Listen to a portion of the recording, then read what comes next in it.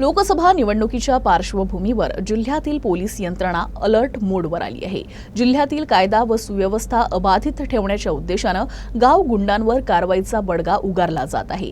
गेल्या 3.5 महिन्यांच्या कालावधीत पोलीस प्रशासनाने कुख्यात 12 गुन्हेगारांविरुद्ध एमपीडीए अंतर्गत कारवाई करत त्यांना स्थानबद्ध केलं आहे। तर दुसरीकडे 31 सराईत गाव गुंडांना तडीपार करत गावबंदी केल्याची माहिती आहे।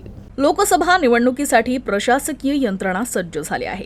देशाला दिशा देणाऱ्या या निवडणुकीचे महत्त्व ध्यानात घेता जिल्ह्यात कायदा आणि सुव्यवस्था अबाधित ठेवून येत्या 26 एप्रिलला अकोला जिल्ह्यात लोकसभा निवडणुकीसाठी मतदान प्रक्रिया पार पडणार आहे।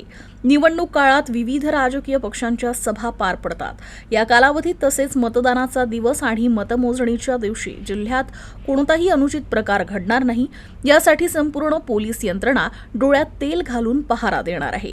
सर्वसामान्य नागरिकांना धाक दपट करणे, त्यांना शिवीगाळ करून नाहक वाद घालणे, मारामारी करणे, बळजबरीने पैसे हिसकावणे तसेच गावात जातीय सलोखा बिघडवणाऱ्या गुन्हेगारांवर प्रतिबंधात्मक कारवाईचा सपाटा जिल्हा पोलीस दलानं लावला आहे। अशा अट्टल 31 गुन्हेगारांवर तडीपार करण्याचे आदेश पोलिसांनी दिले आहे। तर अनेक जण पोलिसांच्या रडारवर आहे।